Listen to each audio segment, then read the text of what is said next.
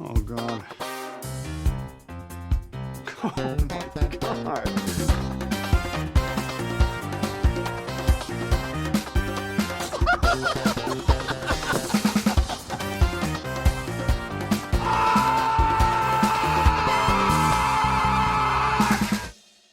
I mean, there is prickly pear. Boy, That's a good one. That works. Prickly pear has some work. that isn't great. No, they were on sale. I get the sale ones. Yeah, we don't get the high end buddies. Why does it taste a little bit of fart? It depends on what your flavor is, I suppose. But yeah, I mean, mine always has more of a like rotting pumpkin vibe to it. Oh, Yeah. your farts. Mhm. I was like, white peach shouldn't taste like pumpkin. Yeah, that's weird. This is opening up exactly as I expected. All right, let's go around real quick and just describe our farts. We got rotted pumpkin for Peter. Mm-hmm. Adam, with a white hint peach. of like meat. Oh, yeah. Meat Yeah. and pumpkin. Yeah. Okay. Yeah. So some kind of African dish, I'm assuming. Yeah, it could be that, or like there's probably like a pumpkin and beef ravioli or something Yeah. like that. Pumpkin Yeah. and goat. Yeah, there you go. Cubed goat meat. I have to go next. Is that what you said, Yeah. Sean? Yeah, it's round Yep. robin. Okay, I do eat a lot of red beans. So I wouldn't describe the fart as beanie, but it's the kind of farts you get from beans. Yeah, So prolific. Yeah. it's Fibrous. it's just got a rancid quality to it. And then I have to announce it in the brewery that like Yeah. you guys don't just stay It's bean farts. stay over where you're at. That's reasonable. Mine just smell and taste like sins. There's something Just all is an the affront to sins. God, and it's in my ass where it belongs. Sean, I can only describe my worst farts as being akin to Andy Muschietti's The Flash. That's right. This was an intro. This is Cage Match. I'm Sean, here with my co-host. I'll give you that. Weirdly Nick. enough, that was better than most. So Yeah. You actually did segue for once. You know what? It's taken 4 years and 3 episodes left, and I finally got there. nice work. I'm producer Peter. And we got Adam back with us. I think this is 5, right? This is you're the 5-timer. I think Yeah. you and Daryl are maybe the only 5-timers. Ooh, 5-timers. Let's Yeah. call them the Fist Club. The Fisters. Yeah, we got our Fisters here. Adam. I think if you host SNL 5 times, you get some kind of jacket or sport coat. So Well, We can't afford that, Yeah. but we So- can afford one of you a get fist. one of you get the fuck to a Goodwill, then buy me a coat. Now I'm about to spit on this thing and give you what you deserve. become the puppet that you are for us. I don't like that at all. Adam's just a mouthpiece. You didn't have to make the gesture. I dude. did have to make the gesture. It's so much better. Nick and I did it in stereo. It was worth it. This week, as I alluded to, we are discussing The Flash, which has the honor of having exactly 0 actual Nicolas Cage in it. Was it all CGI? I Yeah. couldn't tell. Yeah, I mean, I guess he had done like a body scan for it or something. Mhm. Body and I guess mostly face scan, and then was originally going to have lines, and then they didn't have him have lines. Yeah. Well, nobody really had lines in No. that segment. So it's weird that they had him do a face scan only to have it look that bad, considering the CG Christopher Reeves looked slightly better. Oh, God. I mean, okay, all the CGI none of them stuff in looked this good. looks bad. Anytime it's in Slightly. like the time, whatever chronosphere or Yeah, whatever. in the the shit- time Yeah, dome. everything looks like that like weird rubbery early CGIs. Yeah, I don't know. It's just there's something about the CGI in this that really bugged the shit out of me. It looks like the Ang Lee Hulk or whatever. Yeah. Oh yeah. But even when they had like actors that they could just like have stills of, they still CG'd them into like these rubbery monstrosities. Yeah. Like when we go through the when Barry's watching like his new timeline with his mom alive, and it's just like creepy rubber mom. Don't like it. Yeah, well, When they had the actress, like she could have just they could have just done it. done acting, but no, they did make a weird rubber mom, which some people would be really into. But Ooh, rubber mommy. I hadn't thought about it that way, that the CG, like how, I mean, I can tell that the CGI was bad, but when you talk about how it felt like it was going really far back in time, as far as the CGI, at one point, maybe 30 or 40 minutes in, I thought this would be better if the Flash was played by Tobey Maguire, because I was thinking of the original Spider-Man, because that's how it felt to me. And now that I think of it, it's because it was kind of similar, a similar type of CGI. yeah, it's pretty similar look. This, but this only one they like can say 20 years after the Tobey Maguire Spider-Man. right. Yeah, Exactly. But this one they can say shit and fuck. It's true. Oh. I certainly was the whole movie. Like, this shit is fucked. It took me, Fuck. it took me 3 efforts to get all the way through it. And I finished the last 30 minutes this morning, and it was just not the way I like morning coffee. Yeah, I regret that this is not the first time I've seen this movie. I very much recreationally watched it like a year ago, and then knowing I had to rewatch it, it was a lot of effort. I did have to split it up because I fell asleep. Yeah, Uncommon for me. I tried to watch this film when it came to streaming because I do love DC comics, and I do particularly love the Flash as a character, and I've always wanted like a Flash movie. So I was like, I know all the shit behind it. Ezra Miller, I know it's not getting great reviews. I know it's going to be a train wreck, but I just want it for the spectacle. And I got through the Gotham City scene and I just turned it off. I'm like, Oh yeah. everything that isn't Ezra Miller isn't the worst thing in the world. High point in the first 7 minutes, Ben Affleck's Batman, getting to Batman around for a bit, I loved. But all the actual flashing about, I was just like, I hate this. Also, I just want to call out right at the top the fake out intro card when he's like starting to like charge up for the run. Oh yeah. And then the fans are like, it's the Flash. I'm like, that should have been cut considering, that time he choked out, a chubby fan. yeah. Ezra Miller is definitely a problematic bit of this entire thing. Yeah. So, Oric, you had not watched a lot of DECU content, right? I haven't watched really much of any comic book movies. I've seen a few. Ooh, this will be great. I've seen the Tobey Maguire is it Spider-Man or Spider-Man's? That's DC. No, that's Marvel. I know, but I'm just talking about comic book movies in general. Oh, okay. I saw just Spider-Man. I saw the Christopher Reeves Superman, and Back in I've the seen day. Which ones? All of them? I saw So you're familiar with going back in time? Michael Keaton as Batman and the Christopher Nolan Batman, because I think he did several, right? Yeah, he did 3. Yeah. So Batman or Batman's? I don't know. So the thing, the DECU of it all, this like led by Zack Snyder, kind of weird, edgy takes on it or whatever. None of it ever appealed to me. I don't think I've ever gotten through a single one of them. So watching this, I was like, Ben Affleck seems really weird as Batman, but I didn't see him play Batman. I got to see him as like basically a 5-minute cameo in this. And I did like him as thick Batman though. That was pretty nice. I like Dummy Thick Batman. I like thick Batman too. I think what was the colloquial version? He's like Bulldog Batman because he had like the rubbery like bulldog mask. Was his Batman versus Superman?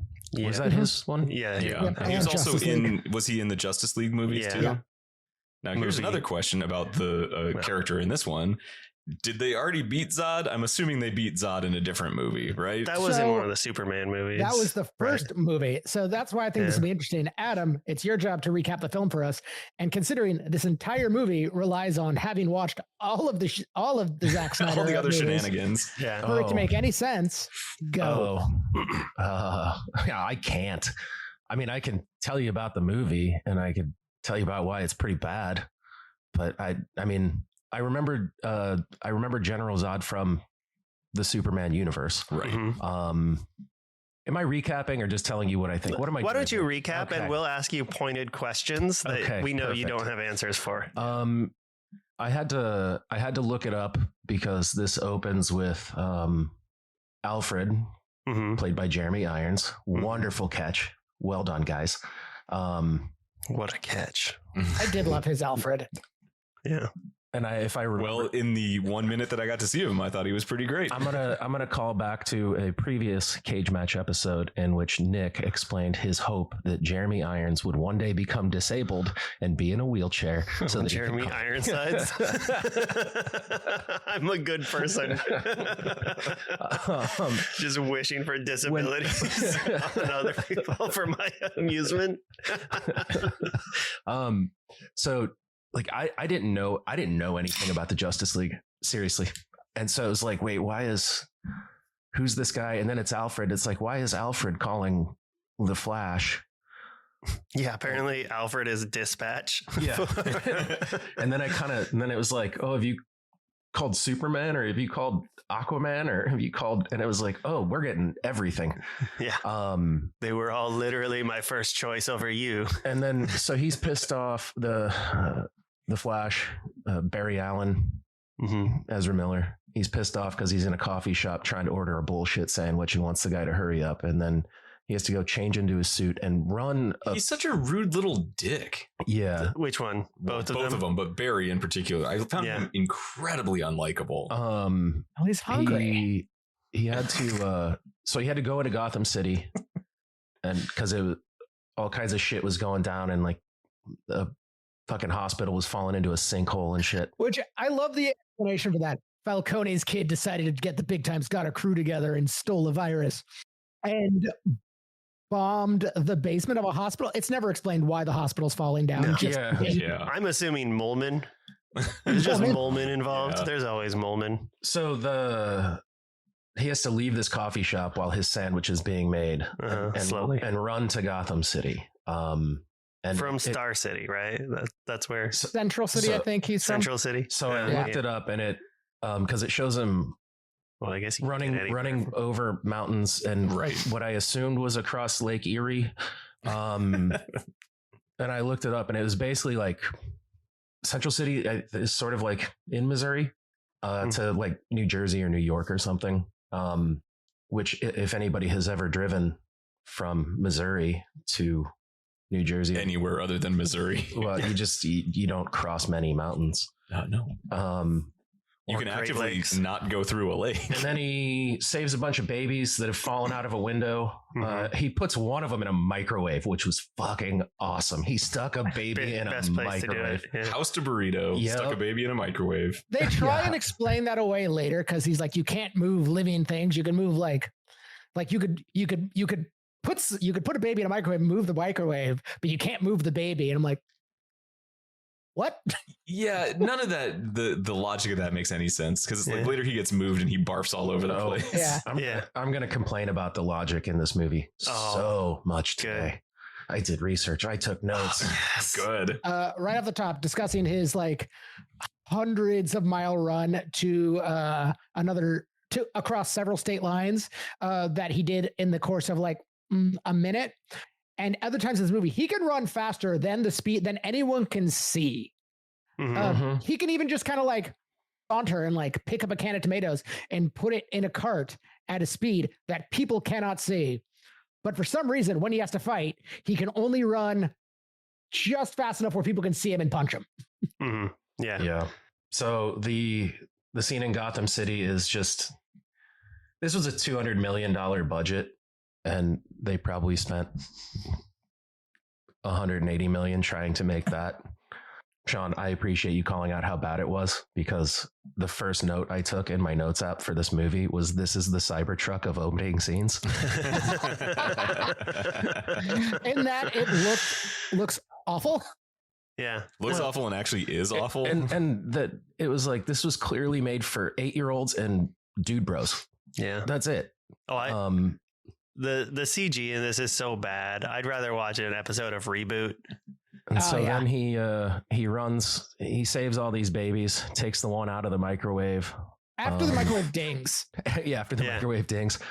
because it was Unplugged. still. How was it still? Yeah, right. It's been floating through the sky.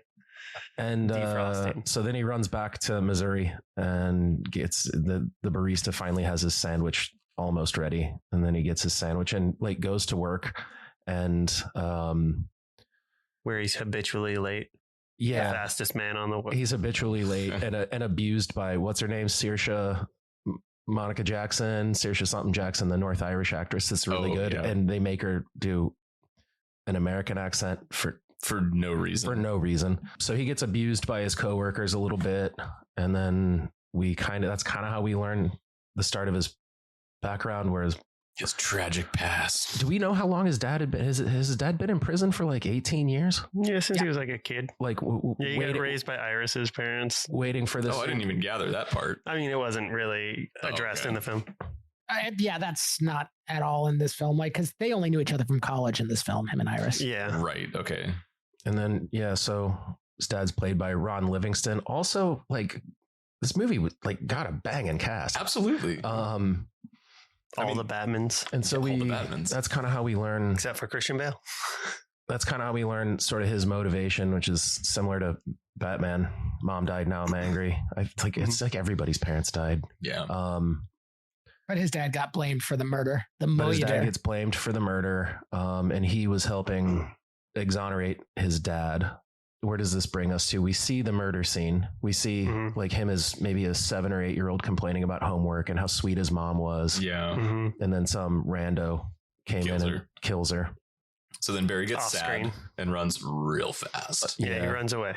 And he's been running ever since. But And that's the end of the movie. but then now we go back to present. He figures out that he can time travel if he runs fast Run enough. faster than time. What did they call it? The time Chronosphere? flow, the chronosphere. Is it really called the chronosphere? I think that's what they called it. He called it in the movie. Mm. I mean, the Speed Yeah. Force is what he uses to like run real fast. Okay. Yeah. That's what gave him his power. What? First off, I hate the whole effect of him running in slow-mo, but the world like speeding by him. I think that his running looks real dumb, especially his stupid like The speed skating like maneuver he does, I hate it so much. Yeah, that sucks. I did appreciate that other Barry Allen doesn't just runs like a spaz, doesn't have his stupid like speed run. So he tries to go back in time. All notes on this one movie? I mean, they're not like notes in a good way. These are ways that my brain can remember a movie that I'm like, I don't like any of this. Wow, you have so much written down there. I do it as I watch it. So Also, we I just learn- want to let people know this was a 2.5 hour movie. It's It's a long lot of movie. God, Yeah. it was so long. and it feels every minute of that. It was really So tough. buckle up. We're 10 minutes There- in. There were so many Despite times. a movie about a guy who runs real fast, this movie moves at a snail's pace. Yeah. There were so many times. It had to have been 15 or 18 times I paused it to see how much I had left. It was like, oh God, how have I only been watching this for 28 minutes? Mhm. That's when I stopped it the first time, and then I remembered that I can watch it at 2 speed. I got through 35 and went and walked 2 miles. I just got to listen to music or do something else. So we learn in the death scene that his mom was making dinner, had forgotten a can of tomatoes. Dad has to go back to the store for a can of tomatoes. And that's when the break-in and stabbing happens. So when Barry Allen realizes he can manipulate time, I'll just go back to that day. He shuffles through the store at his furious speed so nobody can see him, puts a can of tomatoes in his mom's shopping cart on that day, and then tries to move forward in time. But what happened? Is that when he gets punched out of the time? Yeah. That's when he gets punched out of the chronosphere. Yeah. Yeah. And so he ends up back on September 29th, I think, of 2013. Yeah, the exact day that he got his powers. And so he very irresponsibly went into his own home to hang out with his parents, talk to his mom. We got to pause for a second. He thought he was back in his own time. He didn't realize he was in the past yet until he sees that's a good himself. point. Correct. He Okay. did think he was in his own time, but the thing that really so he's in his Flash suit, right? Yeah. Right. But they established that like the Flash suit can get like unsuited and he'd just have like clothes. But instead, he goes and he steals two old people's clothes, Yeah. who are presumably just like naked on the street now. I don't think this clothes goes over suit because he has to change into them. I think he's just raw dog it in the suit. So it's like, so anytime he has to get into his suit, he just leaves his clothes in a little pile somewhere. Yeah. He's just like, there's just one person getting raptured everywhere. It's like, damn, there's another one. Neatly folded. Yeah. I don't think Barry's neatly folding. I mean, but So honestly, again, at his speed, he could run home, hang his clothes, come back, and it'd be Catch fine. the suit. Yeah. Yeah. Right. So he's having dinner with his parents, and then he sees his freshman in college self walking up, and he goes out and like sort of instigates a fight with him, with himself, and then talks to himself. They lock themselves. Puts underwear on his head. Yeah, they lock themselves in their bedroom, and then he realizes that, oh, this is the day I get my powers. We have to go do this. And I loved the fact that he got his powers by being struck by lightning while hit with Chemicals. Chemicals. Chemicals matter. a bunch of unnamed chemicals. Yeah. That is canonically how the Flash gets his powers. Yes. But Yeah, then, like, why is it always chemicals though? Like the Joker, chemicals. Like Clayface, chemicals. Yeah. Cosmetic chemicals. Was it but Two-Face also? Two-Face? Probably acid in the chemicals. Yeah. Yeah. Yeah, that's a chemical. That's a chemical. Yeah. The Flash But chemicals. Two-Face didn't get powers from his chemical burns. He got the power of dual Gross thought people out, but So they go to probability. they go to the place. They go Power to of probability. The power of 50-50. So he takes himself to the place where the chemical room where he was struck by lightning, and kind of forces him, but they both get struck by lightning, and It goes through young self gets powers, and old self, Doofy Barry has powers. yeah, now. and old self loses his powers. How interesting is it to get to watch a Flash movie where the Flash for 70% of the film doesn't have his powers? Well, a Flash has their powers. Right. Not a good Flash. Yeah. Well, actually, that's the thing. So, like, I hated Barry Allen, and then I met Doofy Barry Allen. And I'm like, I kind of like that dipshit. Like, he's such a moron. Oh, But I he's fucking like hated his laugh. just himself. Oh, his laugh is terrible. Don't get me Yeah. wrong, but like that guy, at least I was like, yeah, I was 18. I know what that's like. Barry's just a rude dick. Yeah. Yeah. No, the They do- characterization of Barry in this sucks. Yeah. Yeah, to be fair, his life kind of sucked. Fair enough. I mean, and that's the thing is like, maybe I would have benefited from one, knowing anything about the Flash storyline, or two, having watched any of the other DECU stuff that the Yeah. Flash was in. But like, They fuck no. they do address it in the script though that he's a very unlikable human. Yeah. True. Yeah. Well, also, they did with this what they did with the fucking Ryan Reynolds Green Lantern movies. Like, we're going to take a character who is largely fairly straight laced and just turn him into kind of like a goofish jokester. Mm. Like, we're going to just try and make him quippy rather than like an actual like character who is, for all intents and purposes, probably kind of boring with just cool powers. Yeah, that's fair. This isn't my Barry Allen or any Barry Allen I would care about. Like, the Flash TV show had a solid 2-season run before it got real bad. Mhm. The Agreed. 90s Flash was a lot of fun. And again, just kind of like very straightforward fella with, Yeah. with a cool muscle suit. Yeah. And both versions of the Flash had Mark Hamill as the trickster. Oh, interesting. Now, my favorite moment in this movie is when Barry has lost his powers and he attempts to run in that lobby. Oh yeah. He looks like a person who has never run ever in life, and is just like, do you just wing your arms around? Is this how it goes? my favorite scene was the first time we saw the suit. Oh, and just like And it was just like it was just like flaccid yeah. Just corpse. like a little gimp mask suit popping out of a ring. Mhm, mhm. So, okay, so the suit, when it comes into contact with air, expands. So there are just like a bunch of loose Flash suits out there. Because it's not folded. It's like a molecular expansion. So it's not getting put back in the ring. Maybe the ring has some kind of like Dyson powers that just suck it down. Now, here's a follow-up In question. which case, I would like one of these rings for reasons. For reasons. So here's a question, though. Like, he's got this ring that the suit exists in, and it's magic expando suit powers or whatever, like you're talking about, Sean. Where the fuck did the ring come from? His powers came from chemicals and lightning. I wondered the same thing. Where did he get the goddamn ring? I'm assuming Batman, but they never explain it because like Wonder Woman thought does the same thing. Wonder Woman compliments his new suit. That's true. I know a lot of people didn't like the Justice League suit where it was like made out of like space age polymers and actually looked like, you know, something that you would shoot through the atmosphere. I thought that was pretty solid. I thought that like looked pretty good, but I guess they needed. I like the Expando ring. I like the comic accurate shit in it because I love the Flash, so I didn't hate it, but the suit's weird looking. Yeah. Yeah. Also, apparently, young Barry Allen has a bigger dick than old Barry Allen. Apparently, growing up with a mom gives you a big old dick. But yeah. I mean, Barry's mom gave me a big old dick. Hi-yo. Mom boners.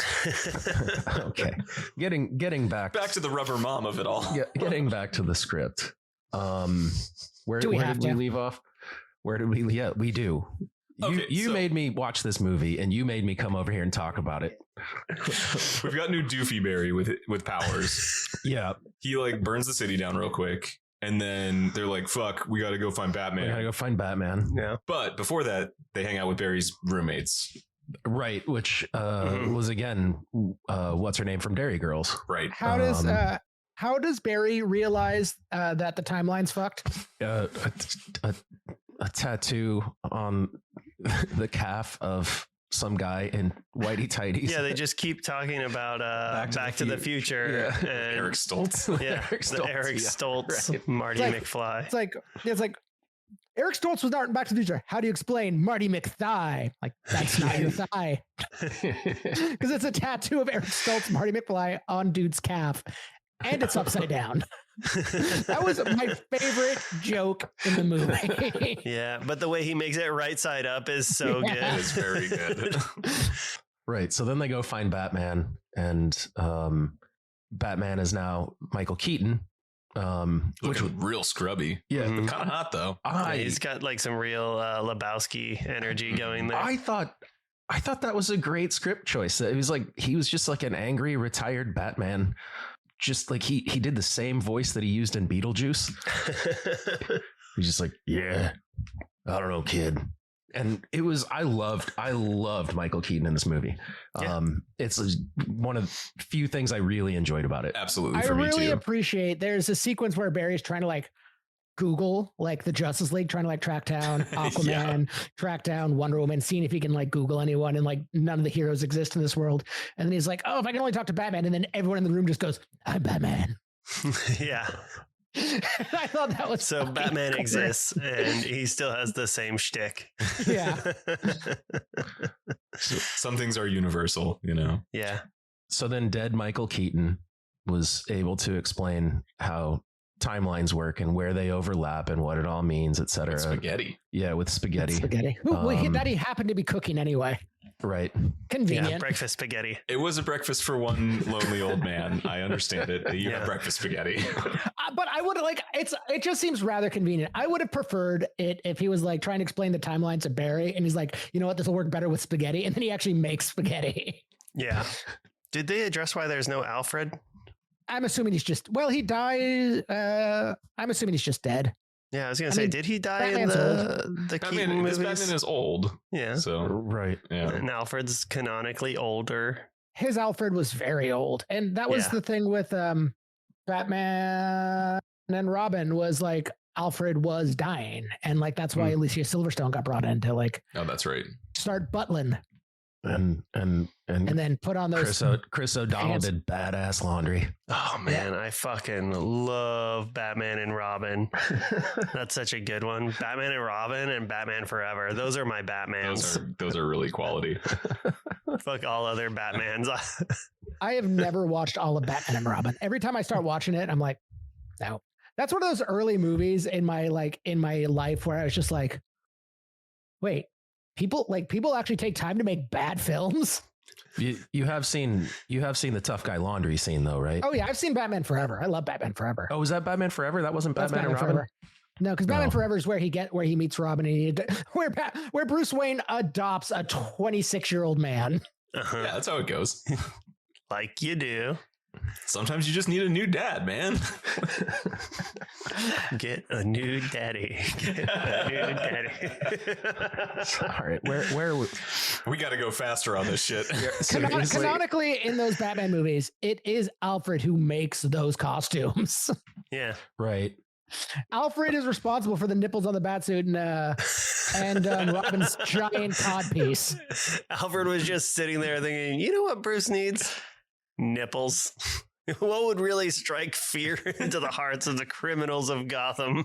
A bat with nipples. Actually, that is kind of terrifying if you think about it. Can you imagine if he just had like big old like erasers just sticking out, and like you're trying to fight him, and like you punch, and it's just like the nipples, and he grabs you, and like a nipple just across the face, and it's like, God, fucking stop it! I'm trying to have a serious crime career, and you're making it mean nothing with your stupid fucking bat nipples in my ears and my eyes, just poking me all over. Batman's just doing this a lot. Put him on the glass, Batman. Maybe the end of the Flash would have been quicker with the fight against General Zod if there'd been more bat nipples. Yeah, it was just one of those nipples worms its way through Zod's little Forcey mask. It's just, Earth sucks. I'm leaving. I don't need this planet. Everyone's got big fake nipples on them. So yeah, we finally get to Batman, who doesn't want to help because Sean also- doesn't want to talk about bat nipples for once. his the only reasoning for time. no longer Batmaning is Gotham's safe. Like Gotham's the safest city in America. There's no need for a Batman. So he's not even an embittered old Batman. He's just like comfortably retired. So the reason for like why the timeline is completely different, even though it's just Barry's mom, and why Batman is an older man now, is because when you affect the time stream, it doesn't just make a branch.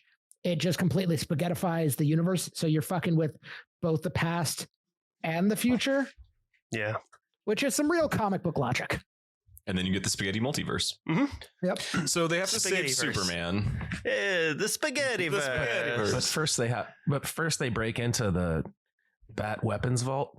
That's part of like in the Flash universe, like he can he can phase. He can vibrate through things. He can vibrate his molecules at a speed that is like that can go between other molecules. The Flash has all the powers. That is actually pretty fucking tight. I did like when he first uses that skill to go like get beer for Iris. Oh yeah. And he cracks it and the beer just explodes everywhere. It's like, oh right. You hyper vibrated that beer. Yep. Classic. Oh, we did miss the reason he's going to get Batman is because Zod has invaded. Right. Yeah. Oh yeah. Zod's back. Oh yeah, he's trying Because previously killed in a Superman. Which, because that was the original Man of Steel, which started off this universe, and they don't really bother to set it up. This movie makes no sense if you haven't actually watched these films. Yeah. Does not Well, in any way stand up as a like standalone Solo movie. I'm unlikely to put the entire library together for myself, so I I can will make this never movie make watch sense. one of them. Yeah. I did like when Wonder Woman was there and she used her lariat of truth, and Barry was like, "I know what sex is, but I've never had it." Yeah. It's like, we know, buddy. I We know. didn't know what the lariat of truth was, so when they just started talking, I was like, "Well, what the fuck is this?" Oh yeah. I do appreciate like when she's like, good. She tells Batman, "Good job." He's like, "I'm too proud to admit that I needed help." What? Yeah. Yeah. He's like, if I My would have just ego like, won't allow it. yeah, my ego and all. It's like if I would have just like, if I really wanted to like solve crime, I'd like solve poverty and just give away all my money. But I won't because I'm a millionaire. Fuck, thank God I'm out of that lariat. It's like I have parental issues, and the criminal's like, I do too. This is the point, right, in the movie in which Bruce Wayne decides to take the berries to Russia. Correct. Yeah, because in this version, Superman never crash landed in Kansas and was intercepted. So Superman's cousin Kara landed in Russia, apparently. Yeah. And then got put into some sort of magic cage. Oh, because there's no sun. Yeah. They get power from the yellow sun. Right. Mhm. I just remembered seeing a review of that scene where they break her out and it's like, no Russian accent? You speak in an American accent? Well, all the Kryptonians spoke English, but also actually in the Snyderverse, It's one of their community college courses. They did a summer abroad in Toledo. since this movie requires you to actually have watched these films for this story to make any sense, it's not the yellow sun in the Snyder universe. It's partially the yellow sun, but it's also, they establish the gravity on Earth compared to Krypton is less, that the oxygen is denser or lighter. Either way, it's the atmosphere that gives her powers, and existing on Earth should be what gives her powers, not just the yellow sun. So she should have already been kicking ass and taking names from the jump. Also, the Kryptonians shouldn't have been able to do all that shit because they didn't get their powers till they took off their breathing apparatuses, and they all had them on there because they needed to like cover up the shitty CG of Michael Shannon's face. Yeah. Yeah, absolutely.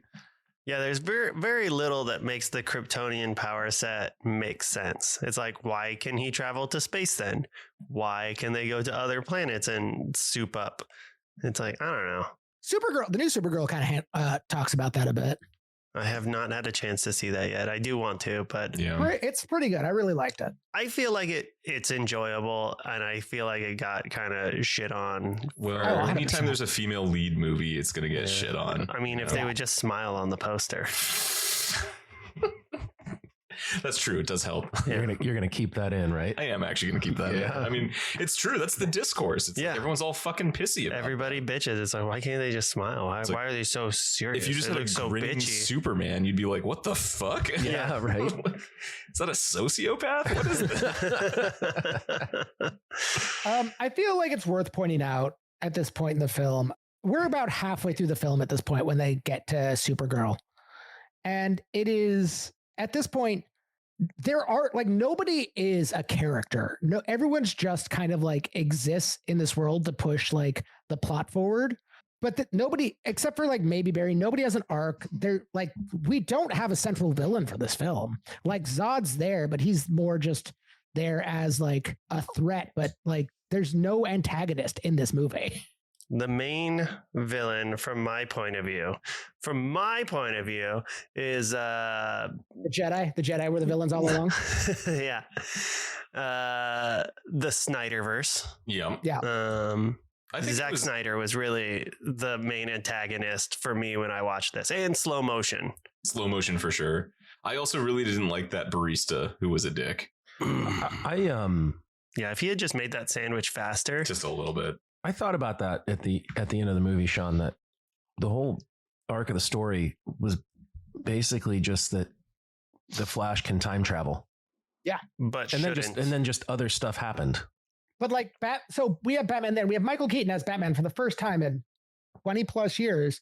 And he is literally just there to be their ride and like say lines from the old Batman movie. He does kick some ass, some Russian ass. But again, he's not a character. There's like, he doesn't have an arc. Like nobody in this film is a character. Like they introduce Kara Zor-El and she shows up and like, you know, I was sent here to watch after my cousin Kal-El. End of character development. Right. Yeah, Right. but he And my never cousin- made it. Yeah, so my cousin died. Now I'm angry version. That's the arc. And, I can't imagine why they canceled her solo. and even the huge fight scene to end it all is like they necessarily had to lose. There's no, and then they go back to their own timelines, and then George Clooney is Batman. So we're not in the same time. It just Right. I did appreciate that. We'll touch that one in a little bit, but like, okay, so I wouldn't touch that with a 10-foot flagpole. Ugh, gross. So they rescue Supergirl, I guess. Supergirl, right? And she seems like badass, but also weak. Like often needs to take a little break. Yeah, I don't know. It's a weird thing to could have been that time Nope. of the movie where she needs a break. Maybe they should have put an intermission in this long fucking movie. They should have. So they try and get Barry his powers back by zapping him with fucking lightning and chemicals. Oh yeah. And chemicals. Yeah, right. Let's just use Here's a chemicals. little Catholic spritzer, throw some chemicals on you, and then we'll hit you with lightning. Like, this is like, Frankenstein it. so in the original Flashpoint Paradox comic, Barry gets back to his own time and the world's all fucked. The actual plot of the comic is the Amazonians and the Atlanteans are going to war, and it's going to like wipe out everyone on Earth. So like Barry teams up with Thomas Wayne Batman. But there's a point in that thing where he's just like, we need to get a bunch of chemicals and get a big old lightning rod and shock me to get me my powers back. I mean, the thing that just boggles my mind about this is like this loose chemicals concept. It's like, Yeah, right. Does he You just know got, the like, a bunch. chemicals? Did he know Does them? he know Yeah. the exact measurements of them all? Which ones hit him where? because Like, in the lab they're in like fucking beakers. In Batman's lab they're in like the big like. They look like buzzball biggies. Like, I mean, I don't even know. I don't know a any of buzzball this. biggie will get you moving pretty quick. It And- will. It and, will. And why did they have to lock him in like it was an electric oh chair? yeah, he's all manacled onto it. And then I did love the super dramatic scene though where it didn't work. And so Again.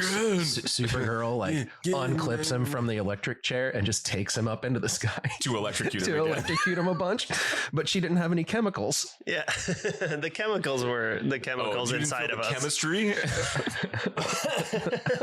Yeah, they banged, sky banged. Oh God. Okay, so he gets his powers back. Then they This go and fight lightning rod. Zod. Yeah, but yes, they go and fight Zod. But before we get to that, I need to know. I wasn't able to with the copy you sent me, I wasn't able to put closed captioning on. So when he builds The copy I sent you. Don't worry about that. Yeah. So The DVD that hadn't had Yes. subtitles. So how do we differentiate between old Barry, young Barry, 2013 Barry and 2023 Dick Barry? Barry. Okay, Yeah. so when freshman Barry, Baby Barry. he built his Flash suit out of a Batman suit, and then was like, asked Dick Barry, "What do you think?" And I think he said it beefs. Dick Barry. it beefs. Yeah. What the Yeah. fuck is Well, because that? earlier 2013 Barry had said it beefs about something, and older Dick Barry was like, It just What? keep saying Dick Barry. I can say it as many times as I need to, Nick. Older Dick Barry is like, beefs. I was beef. Beef.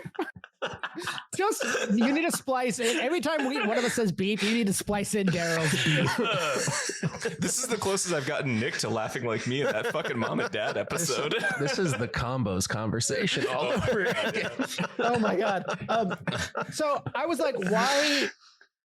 Because having again not seen this movie before, I've only seen the stills of the Bat Barry suit, and I was always like, why did he like? They're under time pressure. Why is he like painting the bat suit to look like this? It doesn't matter. But then you realize when I realized it was like freshman Barry. I'm just like, yeah, he's a goofus. He would want to be on brand. I did kind of laugh though when it's like him whipping out, zipping around, paint everything, and then all of a sudden it's just like slow mo, like cutting the little Cutting ears off off the the bat bat ears. cowl. I also do love when they're in the jet talking to each other, getting ready to like run, and then He turns his head. Bear tries to turn his head, and his head just turns in the cowl. And the Yeah, cowl is, because the like, mouse it doesn't turn. So God. it's just that stupid face.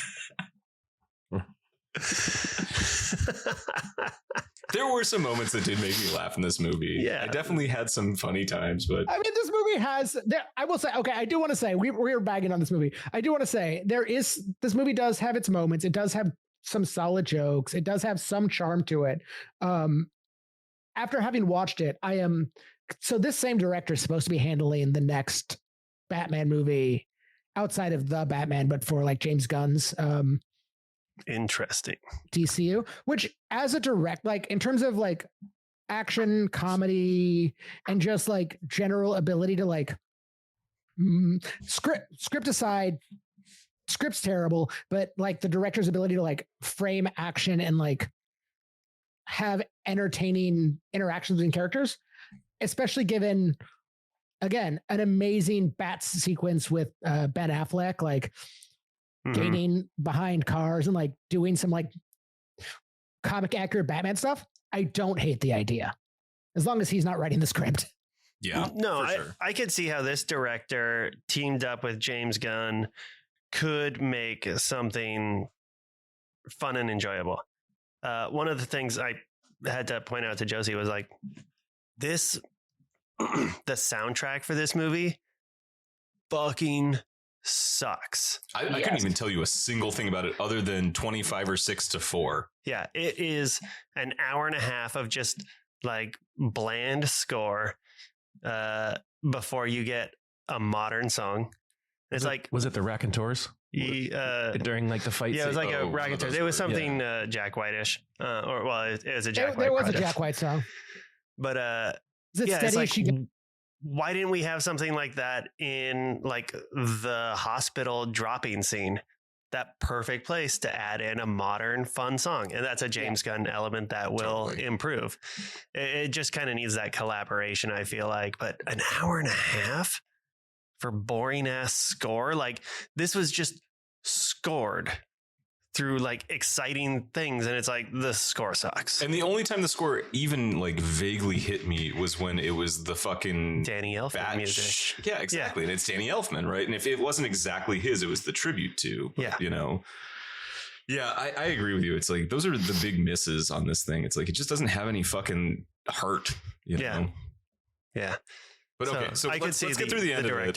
Yeah, let's get to the end of this fucking movie, and then we can talk, because like part of it, you know, talking about script is because this thing has been it was in production forever, right? It got COVID fucked, it got Ezra Miller fucked, like everything about it was sort of cursed. So we'll hit on that at the end, but they fight Zod and suck and lose. Yeah, everybody and dies. they lose every time until Barry kind of realizes like, oh, this is an inevitable event. And so like, we're always going to lose. We have to stop. We have to like, we can't do this. I have to unfuck the fucking. They lose and go back in time and lose and go back in time and lose and go back in time. I have to unfuck my mom. So, because like young Barry keeps going over and over again. And then at the 2 hour mark, we are introduced to the actual villain of the piece, the guy who knocked Barry out of the chronosphere in the first place, which is Spiky Barry. Which is freshman Barry, who's been doing this so long that he's now an old man. This is one of those things about time stories that just always drives me crazy. And like, I hate it. And I know that's how it has to be, but it's like Spiky Barry had to punch Dick Barry out of the chronosphere so he could create 2013 Doofus Barry, powerful Barry, yeah, and then because otherwise he doesn't exist. So like it's God, it makes me so annoyed. Everything about I do appreciate though that the movie actually acknowledges that, because Spiky Barry is just like, it's the paradox is like, I created you so you could create me. To create me. So the only way to stop this is for you to to like go back and like undo everything. Unfuck. But I don't want you to. You gotta unfuck your mom, Barry. The actor that played old Spiky Barry. Yeah. Please continue. The actor who played old Spiky Barry. I wasn't trying to make a joke. I just realized how funny it is to say old Spiky Barry. Can it be Dick Barry and Dingleberry? Sure. Do we know? Dingleberry. I felt like I recognized was like Billy Crudup, or I couldn't figure out who it was, and he's not credited as anybody. So then I'm like, did they age makeup fucking Ezra? It's probably Miller? just all more CG. Probably. Everything in this movie is just fucking CG, and it all looks bad. Oh my God. So I do want to talk about the bad CG, because the director, to defend how awful the CG looked, he tried to say that it was intentional because that's how things would look at moving at that speed. Oh, shut the fuck up. Yeah, no, it was dumb. He should have just kept his mouth shut. $200 million budget, and it all just sweeps Ezra Miller's bullshit under the rug to make the movie.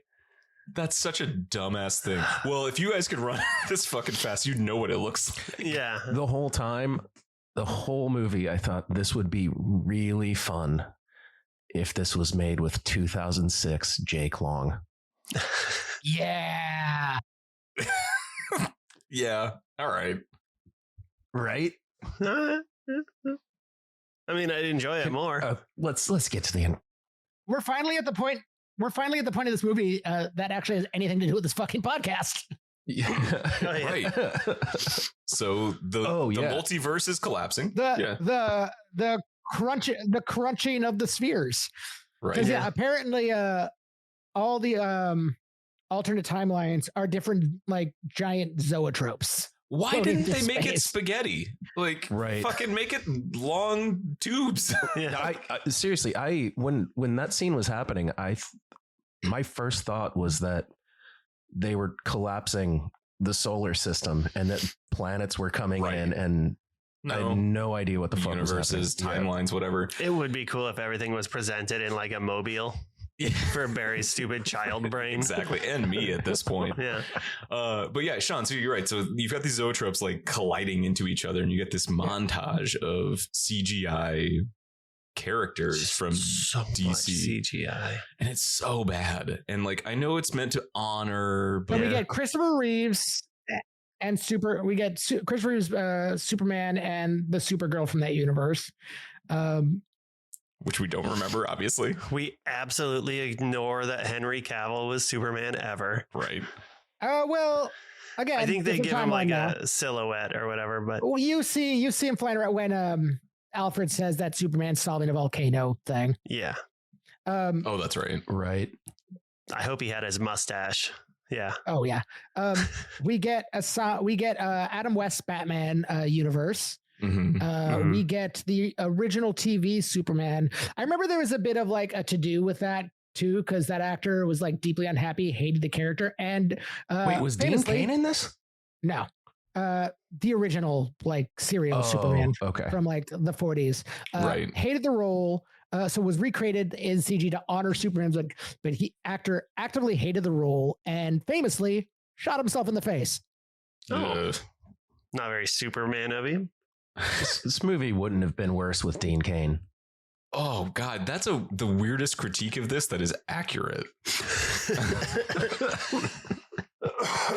Dean Cain, a total piece of shit, would not have made this movie worse.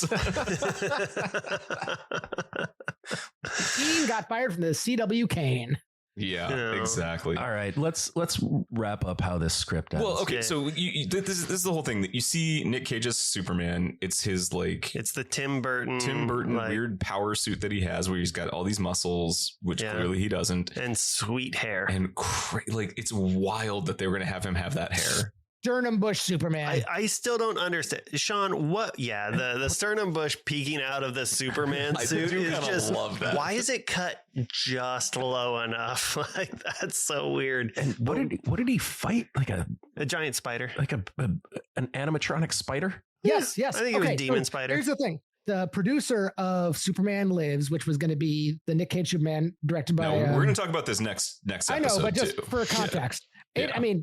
But the whole premise was the producer had a huge hard-on for giant robot spiders. So Kevin Smith wrote Superman Lives. Oh, this is the Wild West guy, isn't it? Wild Wild West. Yeah, I was wondering about that. So Kevin Smith wrote Superman Lives and was forced to put in a giant robot spider because this producer had a fucking mad-on for giant robot spiders. This movie fell through, and then he was producing another film starring Will Smith, and he's like, put a giant robot spider in that, and they're like, this is a Western. He's like, I don't give a fuck, put a giant robot spider in it. And that's why there's a giant robot steampunk spider in Wild Wild West. Yep. All right. Because Superman Lives failed. Yeah. And we'll talk more about that soon. Yeah, I can't wait to hear about the hair and hopefully a reason for the hair. There's going to be so much that we're going to dive into. Kevin Smith used to always tell that story at conventions. So I've heard it a couple times. Okay. Oh, I can't wait. Okay. This will be fun. I mean, that had to have been a wig in those like screen tests. That wasn't Nick Cage's hair. So that's what Superman was going to look like. This was the era of mullet Superman, though. So Yeah, fair enough. Like legitimately, like Superman had a mullet. yeah, oh yeah. Superman had a mullet, and Clark Kent had a ponytail. I kind of remember ponytail. Yeah. So yeah, Cage, when interviewed about this, there are two things that I thought were interesting. So the first one, when he said, "Well, I was glad I didn't blink," because it is incredibly fast. You barely know it's him in there until he blasts the spider, and then it's sort of this like majestic rising up sort of a thing. But then this is the one that I thought was really weird. He said, "If you really wanted to know what I was going to do with that character, look at my performance in City of Angels." It was like, what? I was supposed to play Clark Kent after that in Superman Lives, and I was already developing that alien otherness playing this angel. That's the perfect example of tonality you would have gotten for Kal-El. It's like, okay. What? Oh, Weird. Well, when interviewed about this years later, Tim Burton was interviewed by Howard Stern, and Howard Stern's like, "You're going to have Nick Cage play Superman." It's like, why Nick Cage? And Tim Burton's answer is like, "Because the man's a fucking alien." So they were going to go weird with it. Like, that was the point. I mean, it makes sense to me. I shared a photo of mulleted Superman in the chat. It's good. Yeah. I like it. We were just looking at it. Okay, yeah. So, all right, you see all these universes colliding, timelines colliding, and then Barry. Okay, Dingleberry. Dingleberry and Dick Sorry, Barry. no, wait, Nick, it's the funniest thing you've said in 4 years. It was a Like, good one. Dingleberry is such a good joke. I'm so glad that we had such low hanging fruit for me to just there it is. latch on to. So Dingleberry and Dick Barry fight each other, and then Teen Doofus Barry kind of gets in the way, but then also somehow lets himself get killed. Mm-hmm. And then he dies, which then makes Dingleberry disintegrate, which I've always thought was a weird thing. Like, wouldn't you just blip out of existence? Like, why would you Final Fantasy like it doesn't make any sense. So anyway, he disappears. Dick Barry gets back to fix the original timeline, but still changes it a little after he has a really creepy hug with his mom as a stranger in a grocery store. While crying and wearing clothes that still have all the tags on them. And she never questions. It actually took me a minute to be like, how could she not recognize him? Because it's like, oh, right. Because her version of him, he's 7. Still a child. Right. Yeah.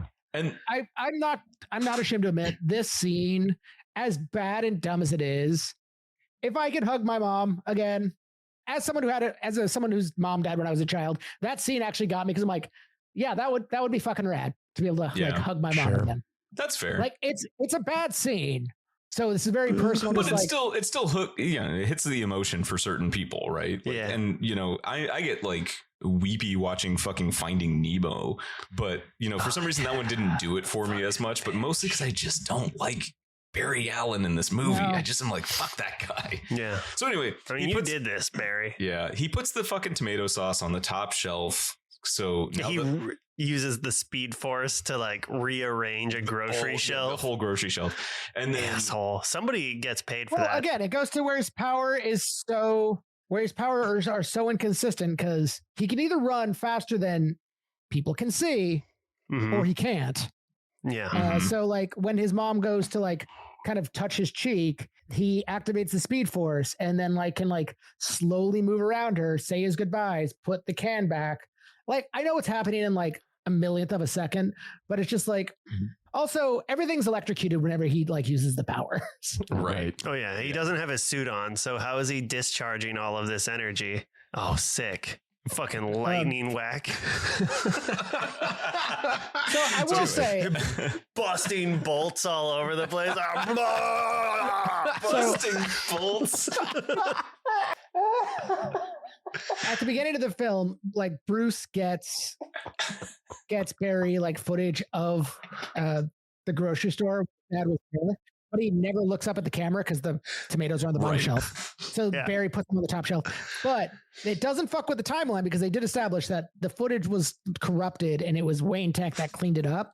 That's right. That's right. It wouldn't have changed the timeline of the dad being in jail. It didn't change anything until Barry's present day.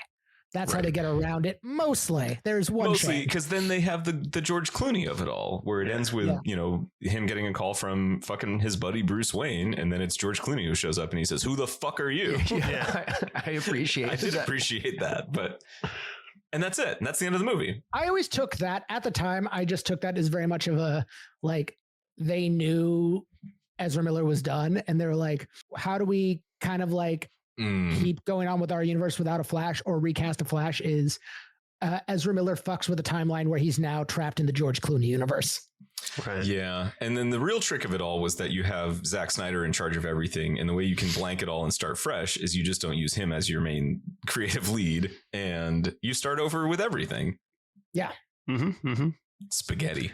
Mom spaghetti. Before we move on to other things, did anybody get all the way through the credits and see the end scene? Never. There was an end scene. There's an end scene. Once upon a time. it? He Bust bolts. Jason Momoa as Aquaman, but except they're just like out on the street, is fucking wasted. And Barry's trying to explain a multiverse to him, and he just like passes out in a puddle face down and was like, "I live here now." Okay, I might go watch that. Okay, how do you guys usually wrap this up? Quotes and me bitching about some things. So actually, yeah, I mean, because we are actually running a little low on time. Let's do a couple quotes from it. I already said my quote. How do you explain Marty McFly? I already addressed it beefs. In the opening scene when he sees all the babies fall out the window, and Alfred's like, "Hey, there's a baby," and then it cuts to Barry, and he's looking up, and there's like 9 babies, and he goes, "Shower." Yeah. And I have one more very quickly. When they decide after he'd been electrocuted 35 times, sometimes with chemicals, sometimes not, but had his powers sometimes back. wet, sometimes dry. We got to get wet to stay wet, man. Prevailing wisdom. That's when Supergirl and the Barrys are like, "We're gonna go do this. We're gonna go fight Zod." She's like, "I'll fight Zod." And then Michael Keaton shows up in a full Batman suit and is like talking, and he's like, "Are you gonna go with us?" And Michael Keaton's already in a Batman suit. and then he does it. I'm not gonna do it great, but I'm gonna try my very best to do the way he talks like he's in Beetlejuice. And he said, "You want to get nuts? Let's get nuts." Yeah, the "let's get nuts" really kind of sounds. Again, his whole role in this movie was just to quote lines from Batman '89. Yeah, absolutely. No, I don't have any particular like moments in this movie I ever want to relive.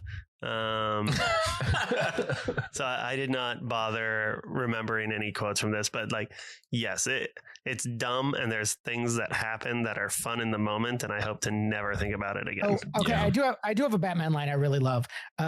The first time we see Batman fight, when they're in the silo and the Barrys are like being are at gunpoint with all the Russian operatives, Batman's just at the top of the silo and just like wings out, and he just goes, "This is gonna hurt." Oh, Peter, do you have any Batman quotes for this Flash movie on our Nicolas Cage podcast? I don't. Sadly. I do have one more though. Okay, go. So the only other one that actually made me like weirdly laugh was when Dick Barry is at dinner with his non-dead mom and dad, and he's like housing spaghetti, because of course he is.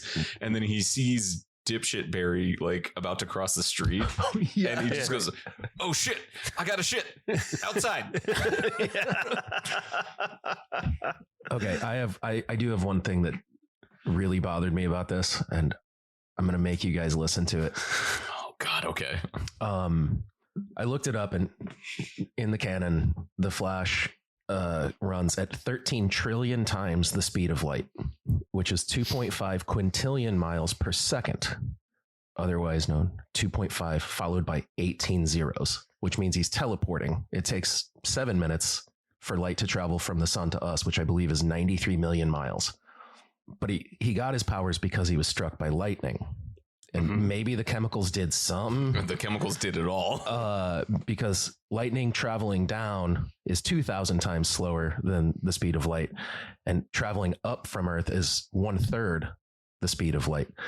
So how do we get to 13 trillion times the speed of light? And if he can run that fast, I don't know what you know about time relativity, but if he's traveling that fast, so try not to get your facts wrong, because I'll correct you. If he's traveling that fast, everybody who's not traveling that fast is aging incredibly rapidly relative to him. Oh man, can you imagine just looking at somebody and like just watching a hair gray out on them? So I've been doing that with you guys for fucking years. So the idea that you can run so fast you could travel back in time can't work, because moving that fast moves time relatively speaking. It sort of speeds it up compared to you and moves it forward faster. So what I'm saying is this is not a relatable or believable character.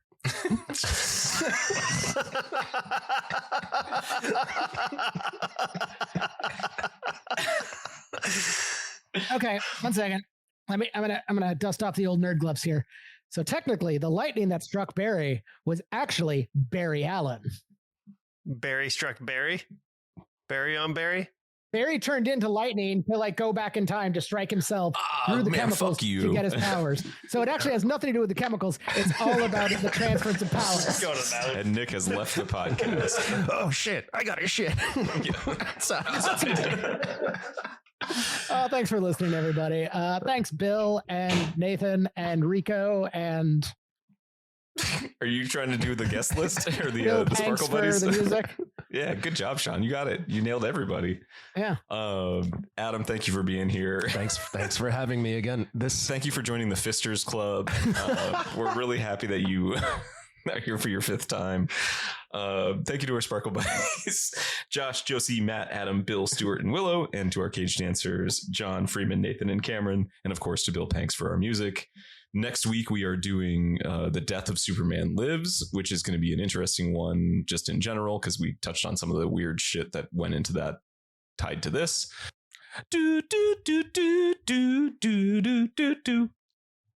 I got a shit. Shit. I got a shit. Oh, shit. Outside. Outside. Perfect. Fantastic.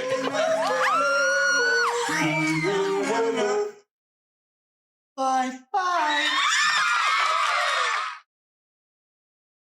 An end stinger is just a joke where it's not setting anything up. It's just a dumb joke. Like I live here now. The David Harbour Hellboy has a really good one where it's just Hellboy like drinking at his dad's grave, and Lobster Johnson shows up and tells him to like buck up, and then just ghosts through the Did you say cemetery. Lobster Johnson? Yes, I said Lobster Johnson, and Hellboy just goes, "I love you, Lobster Johnson." You should read some Hellboy. Okay. Hellboy's fucking great. Yeah, there's a ghost Nazi killer named Lobster Johnson.